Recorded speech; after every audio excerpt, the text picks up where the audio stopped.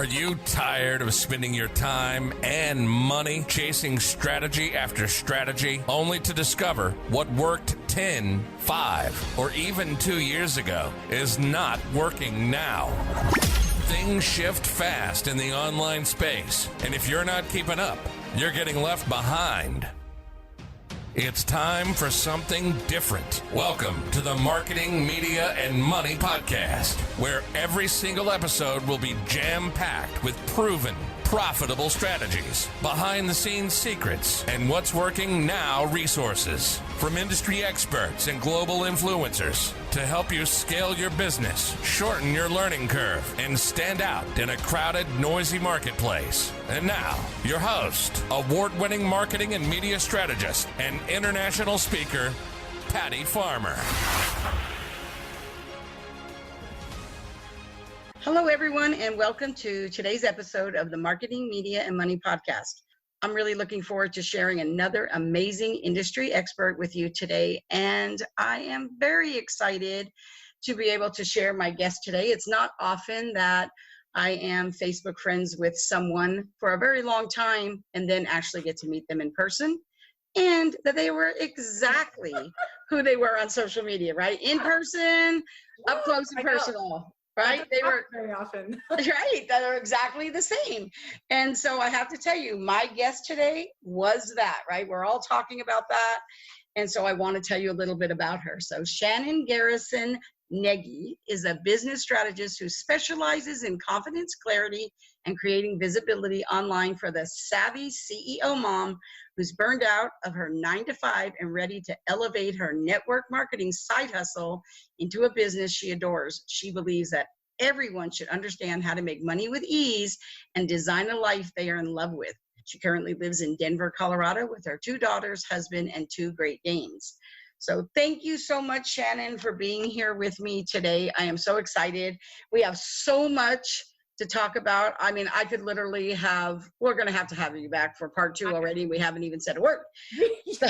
Thank you for having me. I'm super excited. You know how much I adore you. And yeah, we always have so much to talk about. So yes. So let's just dive right in. So one of the things that I always like to talk about is what was somebody's aha moment in their story. So I know for you that even though I know what we're going to talk about today, I know that really wasn't your background, and all of the hundreds of thousands and millions of dollars you helped make for other companies and all the things that you have done, that here's where you were and that's what you were doing and serving a lot. And now all of a sudden you had this shift to what you're doing now, to what I always like to say is what we were absolutely meant to do. Yes. And so kind of tell us a little bit about that journey and how you got from A to B and maybe B back to A. Yeah, no, it's been a very crazy journey.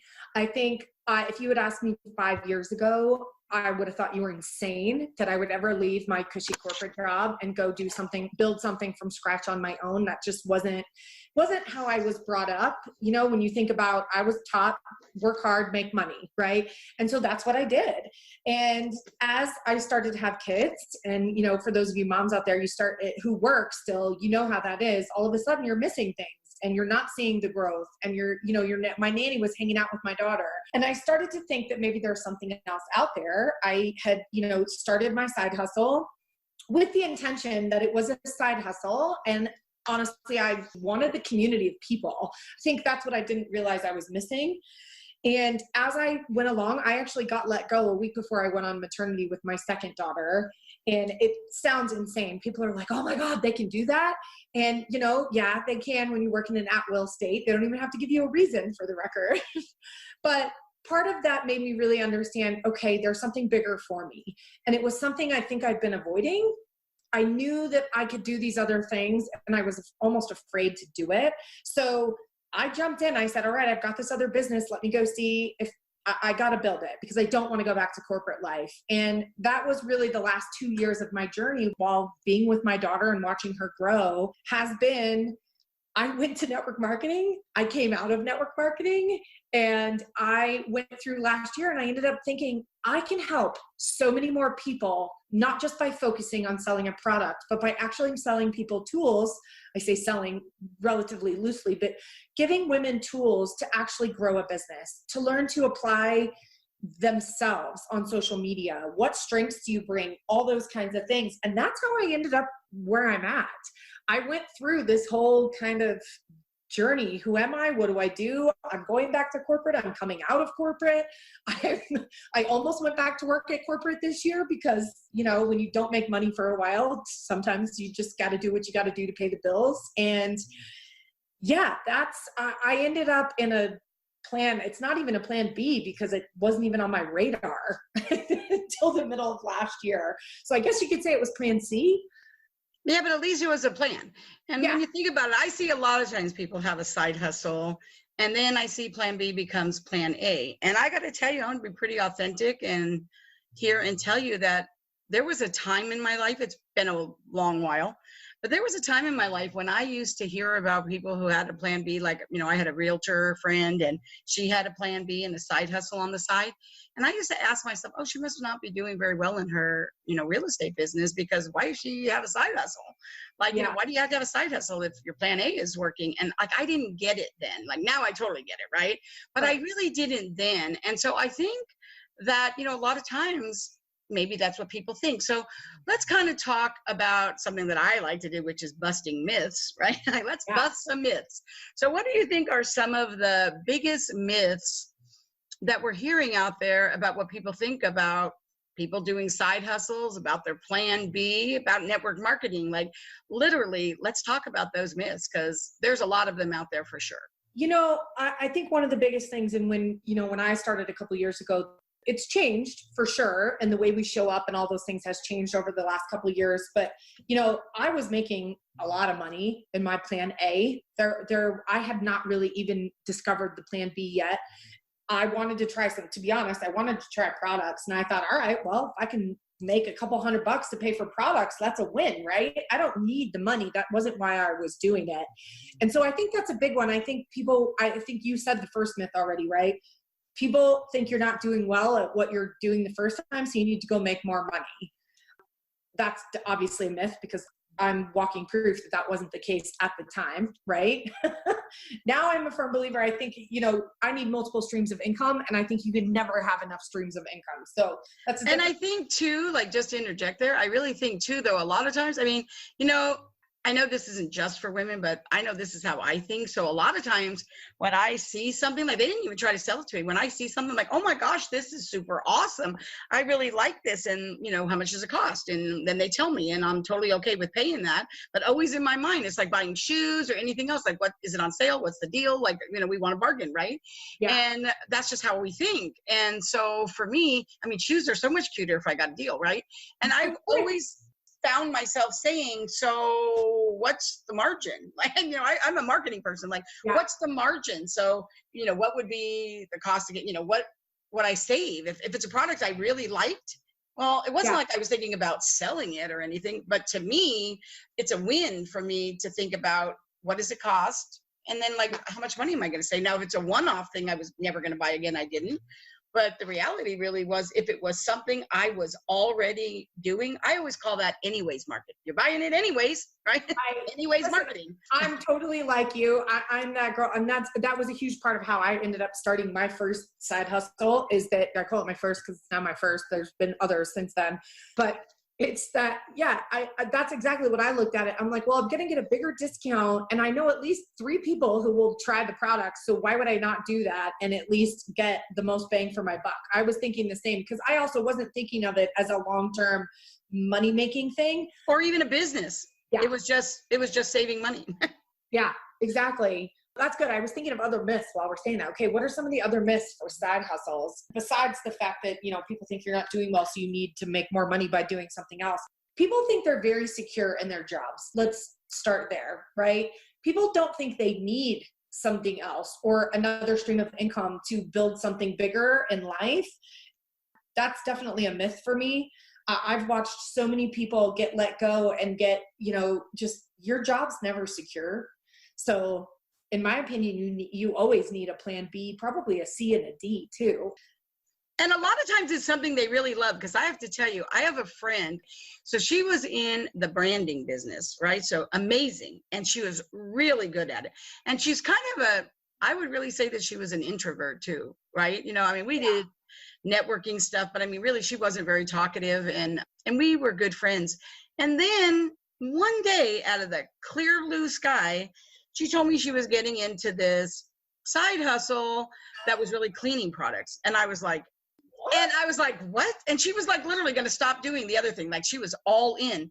And I was blown away. But then I thought about it and I realized that this friend has always been kind of a germophobic, right? You know, I mean, really honestly, that was always super important to her, right? So really honestly, so she's like, Patty, I just found a product that I was like, oh my gosh, it was like so amazing. And within like 6 months, she was like the sales leader, winning trips all over, and she absolutely loves it and stuff. So really, you know, sometimes you just haven't found your vehicle and you don't really know. So you got to kind of be open-minded, because we serve in all sorts of ways, right? Yes, I agree with you. I think it's one of those things where, you know, same thing as me, just because we're taught to get a job and go work hard and do that, and that's the vehicle we're taught to do, doesn't mean that's going to be your end all be all. That's probably a really good myth to bust, right? Like, you're not necessarily in the place where you're going to be the rest of your life. And it's okay to maybe step into doing something else and do something different, but it's scary. Not going to lie about that. Leaving what you've been doing and going to do something else totally different. Well, it's why everybody looks at you like you're crazy, right? People still look at me like I'm crazy. Well, you know what I think another myth I think is too, is I've known people who are in, I mean, I know lots of people who are in network marketing, and sometimes I've seen people who really aren't that successful at it, right? They're not really doing well. And then they'll say to me, you know what, network marketing doesn't work, or I just can't do this. And then later on, I'll find out that they got into something different and they're doing really well. So just because it doesn't mean that network marketing doesn't work or direct sales doesn't work or whatever it is. I mean, maybe the vehicle that you're in, the product that you're selling, like, isn't the right product for you, right? You know, there's so many compensation plans and all that kind of stuff, right? Everybody. My daughter loves it, and my daughter loves it so much, and she's actually in marketing too. And she loves it, and she's become like this expert on compensation plans. And so it's really kind of funny, like what you say, like you teach these tools. She literally has a reputation that when people are thinking about doing something, they send her the compensation plan, and then she tells them, like, she can analyze the compensation plan. And I think that is super funny, but very efficient too, right? You know, and when you think about it. So yeah. And you know what, I think things change in your time too. Like, so if you're a mom and you have a baby and you want to stay home with your baby, it's a great option for you. I mean, maybe when your kid goes to school and maybe that's not what you want to do anymore. Maybe you are going to go back to corporate, or maybe you're going to do something else, or maybe through that you found a certain part of it. Like maybe it was the marketing, and maybe it was the social media, or whatever it was. And maybe that's what you're going to do. Like, nothing that we do is or has to be forever. But here's what I want to talk about too. So let's flip that switch on that. I also want to say, now, come on, Shannon, we know that there are people that don't do social media right. It doesn't matter what business they're in. I mean, there's people that do it right, and there's people that do it wrong. I mean, so social media etiquette isn't just about network marketing, for sure, right?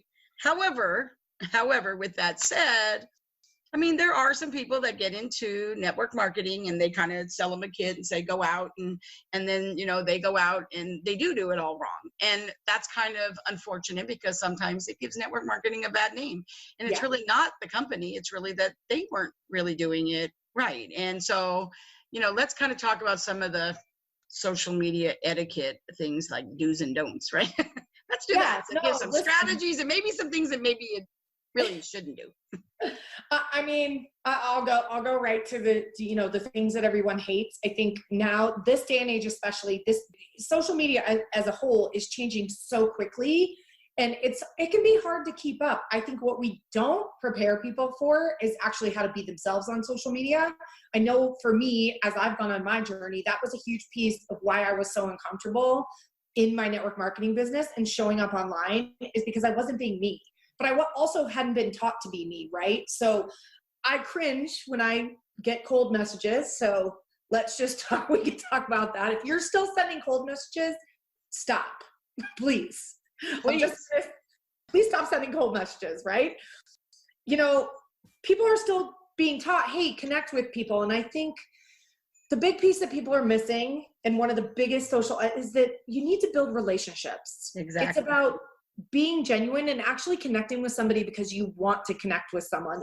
That's one of the things, honestly, I work with my clients on, because we've been taught for so many years, go talk to 10 people a day, right? Go connect, go friend request. Go to every networking group and hand out business cards.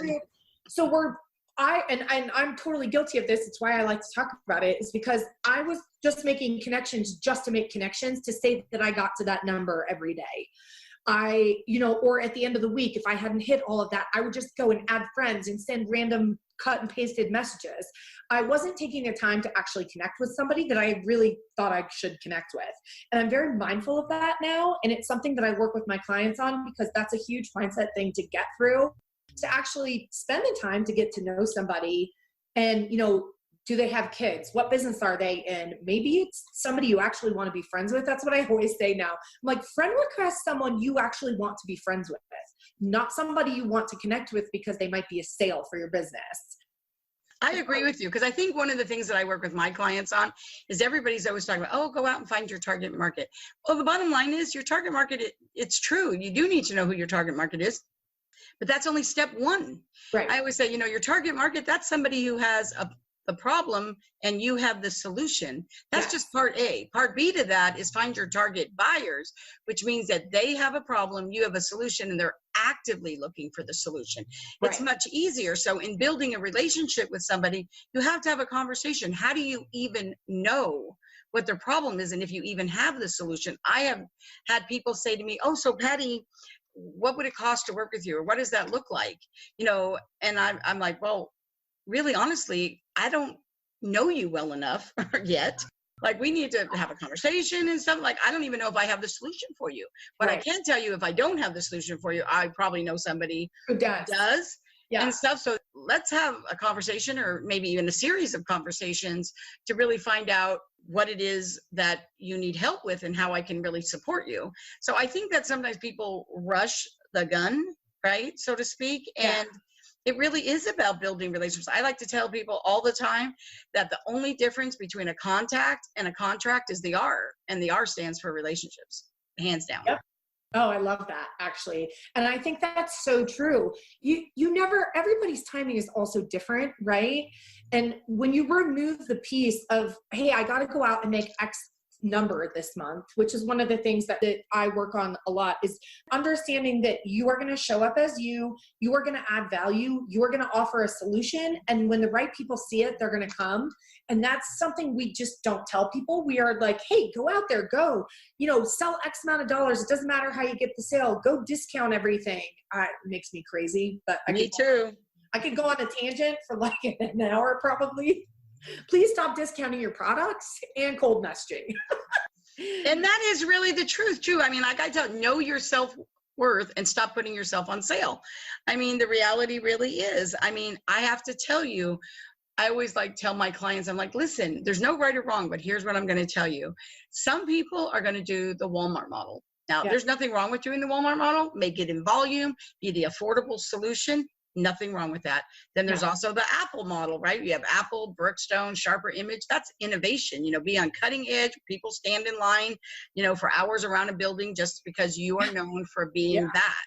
Or you could be the Nordstrom model, where it's all about the experience. And there's hybrids of both of those. But what I will say is, if you built your business on the Walmart model, you're not going to get people to go with you to the Nordstrom model. And no model is better than the other. You just have to choose what it is your model is going to be. And you just have to let people know. And I think that there's nothing wrong with that. But the bottom line is, you have to know what it is that somebody else wants too. Because if somebody came and talked to me and they're kind of doing the whole Walmart model, like, I'm a Nordstrom girl, right? So, and I'm actually kind of a Apple girl too. So really, I like innovation and I like the experience. Me too. And while I do like a bargain, it's not the first. Price is never the first thing for me that I look at. I always look at value. And I always like to say, it's always never about the cost. It's always about the investment. And I always tell people all the time, if you're asking yourself how much it's going to cost you, you need to change that, because it's really about, what is this investment? What is this going to make me? Right? And you got to flip that switch. Yeah, that is 100% true. And I'm 150% with you. I was always really uncomfortable when I just told somebody who was in my DMs the other day about, hey, do you want to be on my list for all these sales we got coming for the holidays? And I was like, honestly, no. I was like, I am not a sale girl. I think it cheapens the brand. And I think it makes you look desperate every time you have to put something on sale. Because I too am a Nordstrom girl. I want to know what I'm going to get. And if I know I'm going to get value, I'm going to buy whatever you're selling. And I think that's one of the myths that everybody, it's one of those myths. Everybody can use your products. No, they can't, nor will they. So, and not everybody is your client. And really, it's about service. I know for me that I have a brand of vehicle that I buy. And while it changes models, I really like that brand for me. And my husband likes a different one. And so for me, it isn't even about that. What I love, I've seen other brands of cars that I've loved, but what I love is that every time I take my car into the shop, the service is bar none impeccable. That's awesome. So it's great when somebody sells you something, really, what is the service you're going to get? So I really care about that. That's what's more important to me. I'll hands down pay way more money for something because it's after the sale's done. I want to know what happens later, right? That's what's important. I'm exactly like you. I am all about, I think that's a huge part of what I've incorporated into the business that I'm now building also is that customer service piece, because a lot of times in this, you know how it is in this, in network marketing, coaching, you name it, there's a lot of people, right? There's a lot of noise. There's a lot of stuff going on. And it's that thing where bringing forward that you offer amazing customer service, right? You take care of your people, whether they're buying products, whether they're, service-based entrepreneurs, whatever it is, it's bringing that extra piece into it. That's a huge piece of what I've put into my business this year, is knowing that my clients get so much more from me. They don't just get somebody who's, okay, go do this and come back a week later. I think you can say the same thing for network marketing, right? It's understanding you want the people that are going to grow with you, not the people that are just going to buy because you put something on sale at the end of the month. Absolutely. It's all about being relationship-based versus transactional, right? I think that is, it doesn't matter what kind of business you have. That is always bar none. I mean, it doesn't matter if you're in the mortgage business, you're a realtor, people are going to buy more than one house. I mean, I'm going to buy more than one pair of shoes. And I have to tell you, loyalty is my core value. And so one of the things I find is I always go to the same person. Like when I'm shopping at the store and I buy my makeup, I ask her, are you the counter manager or whatever? I want to know because I want to talk to the same person all the time. I always do it. I've gone to buy shoes and my girl is off that day. And I know that while they may not be commission, I know that's how they get their bonuses. And because I know that, I'll be like, oh, that's okay. I'll come back. I'll literally. It's so funny. I think I shopped with the same shoe guy for like a gajillion years at Nordstrom when I was younger. I'm very much the same because once I get good service, I know that if I come back, I'll get, and it's funny, I've realized recently, like, I'm a big fan of recognition. I want to be recognized for what I've done. I want somebody to know my name. It means something to me when I walk into even a bar or a winery or somewhere I'm going and they know your name. It just makes a big difference. I mean, it's just relationship based all along when you think about it. And you know what? And I think you get better service for that too, because I know that my shoe guy, that I love him. And one of the things that I know, and I mean, it's a guy, right? And he knows that I buy shoes. I love shoes and he knows it. When they have their 65% off, like I shop at Nordstrom's, I shop at Dillard's, right? So those are my stores. And when they have their sales, he has called me on the telephone and said, oh, Patty, I have 5 pairs of shoes that I'm holding for you that I know you're going to love. Right. And if you don't know when they're having the sale, right, you have to work around your business. I can't run to the mall every time I want. Right. And so he'll call me and say, oh, Patty, just so you know, they're having, this is our designer sale and we're having, that we have twice a year and whatever. And I saw 5 pairs of shoes that he just called me recently about that. And there was 4 of them that I liked. One of them wasn't right for me at this time. But the bottom line was they might not have been there by the time I would have got to the store. So people treat you better. Amazing. I love that. I'm all about the customer service. I think it's really important. And this day and age, no matter what business you're in, everybody wants to know that they're going to get you. And I think that's a big part. Gone are the days of just posting your products all over social media and being like, here, come buy my stuff. People actually want to know you. So that's probably another good etiquette piece of it, right? You have to start being real. You got to start being yourself. You got to share the journey. Absolutely. and what you're doing. People want to know that you're a real person and that you're not some, you know, lame network marketer who's just trying to make a sale. They actually want to feel valued. So, and you know what, too? People will buy your products too, because I know that a couple weeks ago, I was at this networking group that I go to that's at the coffee shop, like around the corner. And it's once a week. And, you know, I go as often as I can. But there's a girl there that I really like, and she's in network marketing. And literally, she is really good. I mean, she nails it. She knows how to provide service. She's not salesy. I mean, really, honestly, she's really of value. But then a couple weeks ago, she literally came up to me and said, hey, you know, to me and a few other people that were there, she's like, hey, I'm really working on, I think she was going to rent a trip. And she was like super close, like really close. And so she said, literally, you know, she was asking us, you know, if you're not looking for products, like if, you know, if it wasn't the right fit, she was totally cool with it. But if you were, this would be the time that she would like us to do it, because she was really close to that. And so for me, it was like, oh yeah, no problem. Like, how close are you? yeah. Like, I want to help somebody make a goal, right? You know what I mean? Like, absolutely. Like, you know, whatever. And so, I mean, if she did that to me every week, you know, I'd be like, oh no, that's, you know, not working. But she has never done it before, right? Right. And I said, oh, well, what do you got? Right. You know, and so I probably bought more than I would have bought, but I was okay, because now it was about being of service, right? So it was no problem. Now you helped her do something, which is, I'm totally that way too. I love to help people. Don't get me wrong. I probably to a fault sometimes, right? Because I do love to help everyone. And really, you can't help everyone. So I have to pick and choose my battles now, especially being way more online and being present online and having so many people in different industries and selling different products. I mean, I must know 5 people in every network marketing company now, given what I'm currently doing. And it's hard. Sometimes I'm like, I always want to buy from everyone, but you can't, and that's okay. But it's all and about. not only that, but you're going to know more than one person who sells that product too. So yeah, you will. One of my clients recently, who I had met somebody else who's like, do you know somebody that sells this product? And I'm like, yeah, of course. She goes, because I had a bad experience with the girl who sold me the first time, and she did not want to go back to that girl. So that's one of those things. It all goes back to relationships and service, and how do you put all of that stuff out? Because people are watching, and if they don't have a good experience with you, they're going to go buy from someone else. And that's not a good way to run your business. I totally agree. Okay, so Shannon, I got a couple questions. So the first question is, what would your advice be to a brand new entrepreneur, right? And so whether they were, I feel like I can ask you this. So whether it was network marketing or not, I mean, if they were a brand new entrepreneur, what would your advice be to them of some of the things they need to work on first? I think the most important thing, and I usually say this to people, is just start showing up.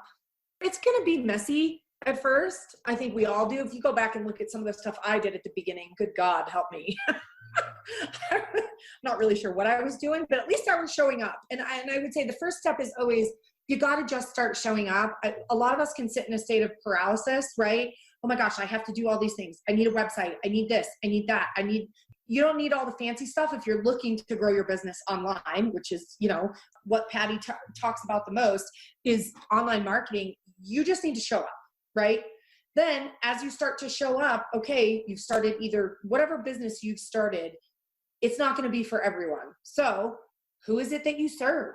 I preach that. I know a lot of people don't, right? And people get nervous about that. And I am a firm believer in narrowing down your niche and understanding what's the problem you solve for somebody. Not 15 problems, okay? Solve 2 problems at a time. What problem do you solve? That's good advice right there. I mean, I see people all the time. Think about, you know, and it's the algorithm and this and that. Listen, if you put out good content and you are showing up and being yourself and adding value and showing this person that you serve how you solve their problem and what it's going to look like when they work with you, whether they're buying your product or, you know, but going to work with you, you can't lose. And eventually this person's going to see you and they're going to come to you. It's kind of an amazing thing, actually. If you really think about attraction marketing, it does work. You just have to show up, and you can't have 15 messages. Because you are attracting something, whether it might not be what you want. But.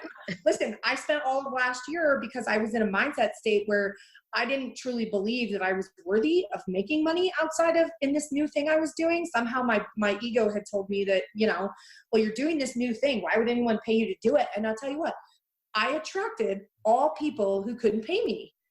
And I finally had to look at that, and that's a little outside of Not really. I think it's a good point. I think it's probably like, it took me a while to realize that, right? It's also why I do what I do now, because I want to help people get there faster. I want people to avoid some of the pitfalls. And this is one of them, right? Understanding you have something of value that somebody wants, and think of how many people are in this world. There is somebody, more than one somebody, for everybody. So really focusing on more abundance, right? Understanding that there may be 5 people in a room and one of them might be for you. Don't get discouraged if the other 4 go with somebody else. You know what I mean? That just absolutely. And a lot of times, just like, go ahead. You know how a lot of times when you're doing something and then like the answer is no, and you're like really bummed about it, and then later on you're like, oh my gosh, I'm so thankful that happened. Yeah. Right? I think that's really happens a lot here. And I think that sometimes, I'm glad you talked about mindset. We stand in our own way, like we're our thing, right?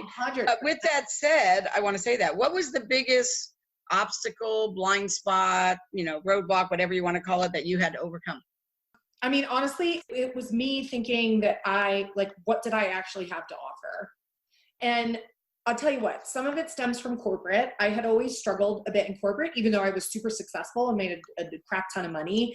I always struggled a little bit with, man, why am I really worth this? Like, can I actually do this? And a lot of that, now that I've worked through that this last year, it's all stems from mindset. It's probably way back from somebody telling you sucked at something when you were younger. This entrepreneurial journey is not an easy road. Okay, I'll just be honest.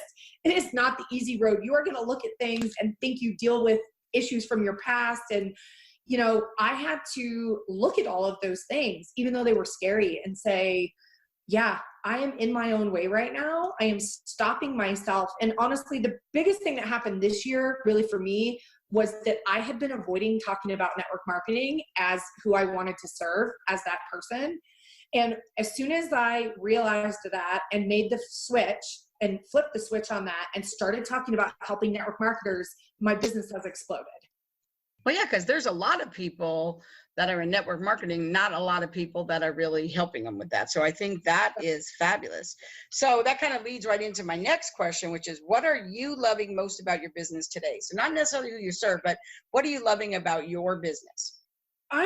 Honestly, I just feel, I've never felt more like I was in the right place, which to me means I'm doing what I was supposed to be doing.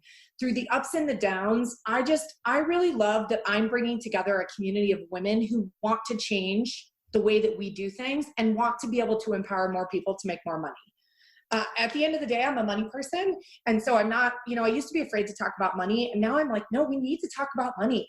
I want to make all kinds of money, and I want more people to make money in this industry. And that's really what I love about what I'm doing, is that I'm empowering more people with tools that are outside the box to go and make more money and build their own brand. I love that. There's nothing wrong with making money. You're right, though. A lot of people don't want to talk about it, but this is the Marketing Media Money Show. So, so we're talking about it, because the bottom line is, for me, I know I travel a lot. They're like, oh my gosh. So the thing for me is, if I am going to leave my family, it has to be for a reason, right? Yeah. I don't just decide I want to leave my family for no reason, right? So if I'm traveling and I'm going to be away from my family because I'm going to speak or whatever the case may be, the reality is, it's because I think of everything as, just like when you go to work, just if somebody has a job and they go to work, they're away from home for, 10 hours, right? They get paid. I know for me, if I'm going to be away from my family, there has to be a monetary value for that in order for me to do it. And so I don't think there's anything wrong with that. I really, like, my whole thing, my mission in life is to help people to design the lifestyle they want to live and then build a business that supports that lifestyle, not the other way around. Because even when you own a business, it can own you too if you don't get the lifestyle part right. 100%. So you got to make the lifestyle. Yeah, that's a really good point. And I think a lot of us get stuck there, right? Like, you get stuck in this thing where I got to work hard, I got to do this, I got to make money. And you lose sight of, why did I start? What am I doing? Like, what is the point of this? Where am I going? And honestly, it's one of the first things I always start with. I make all of my content and I relook at mine all the time. What's your vision, right? where do you see yourself in 3 to 5 years? Not worried about money, right? Remove like, oh, I want to make $5,000 a month. Okay, that's ridiculous. Just stop.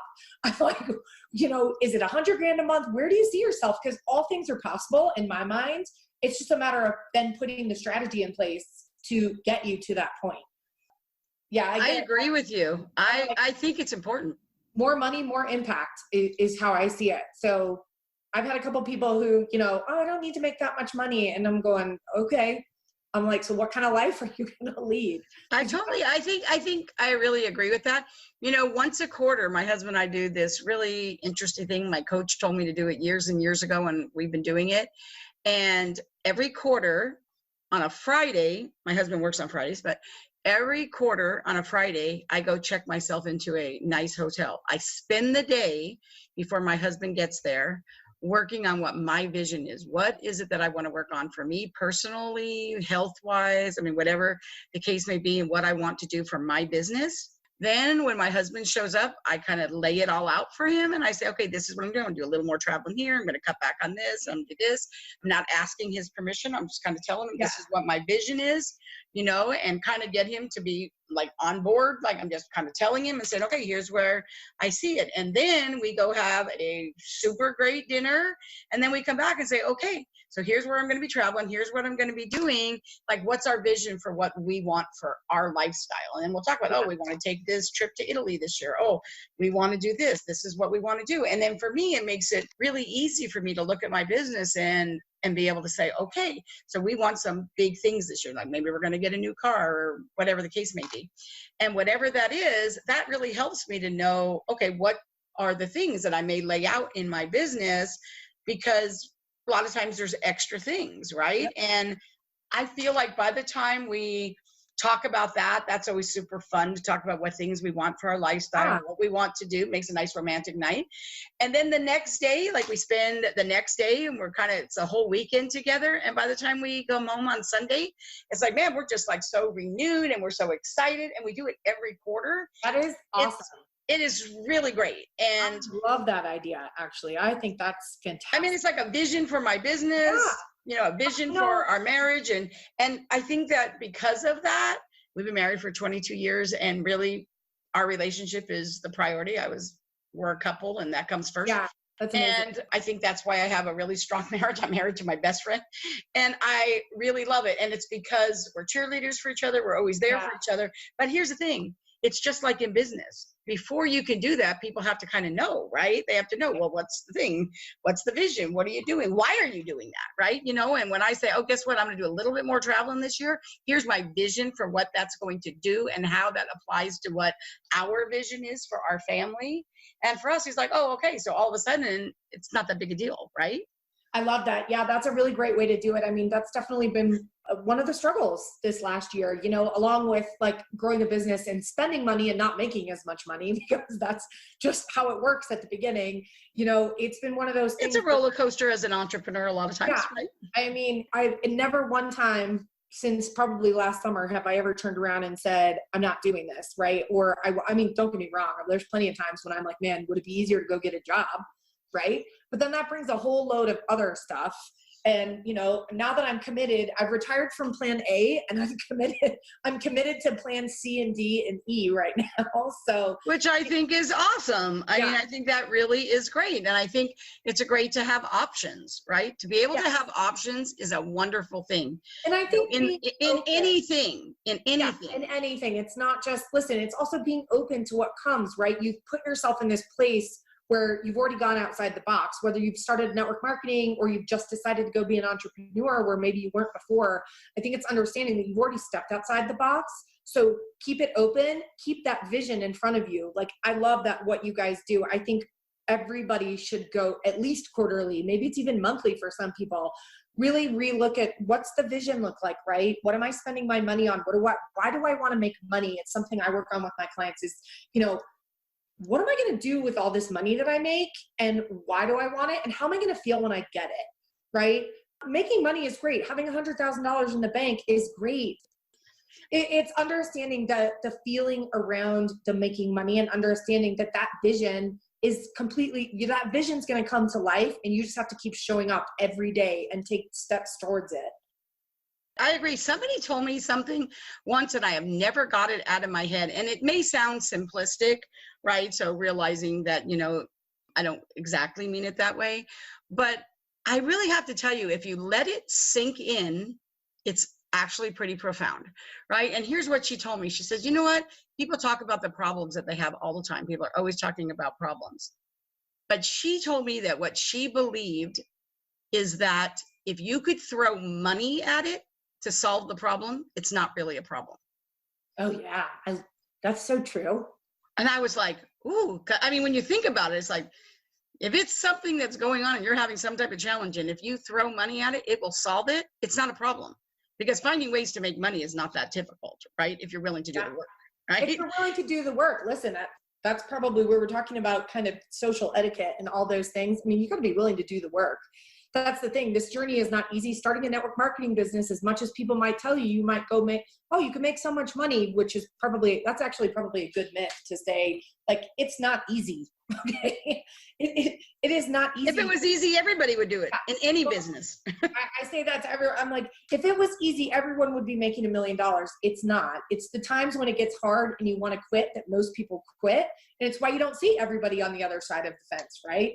It's why people say, oh, it doesn't work. Well, it does work. You just quit too soon.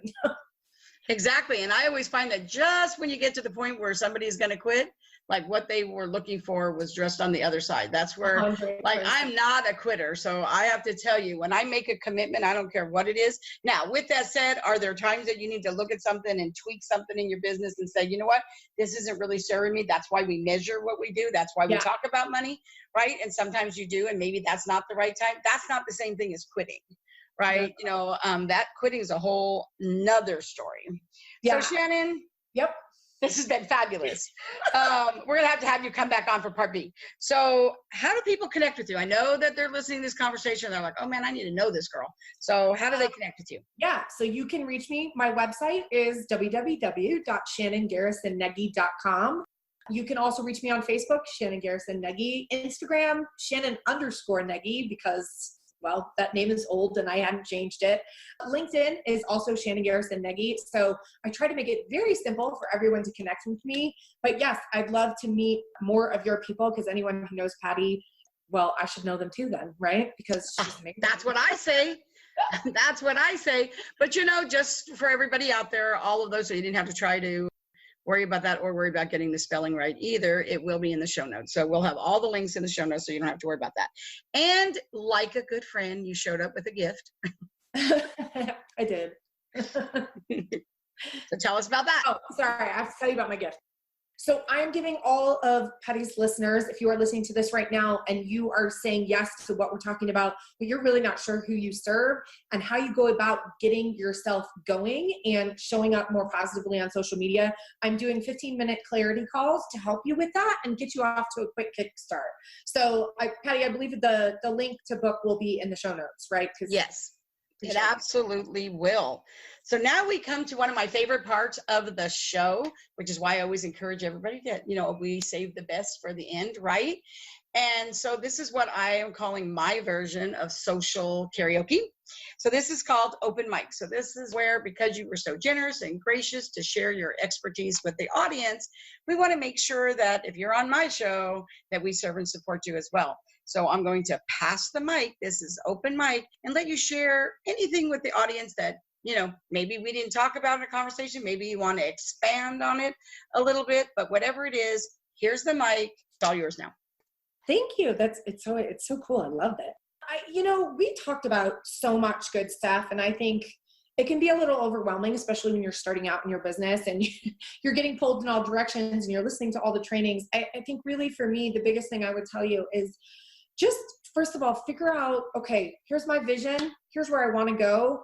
Here's my strengths. And we don't spend a lot of time talking about this. I know for me in corporate, I think I spent all of my corporate life looking at my weaknesses and how to fix those instead of focusing on my strengths.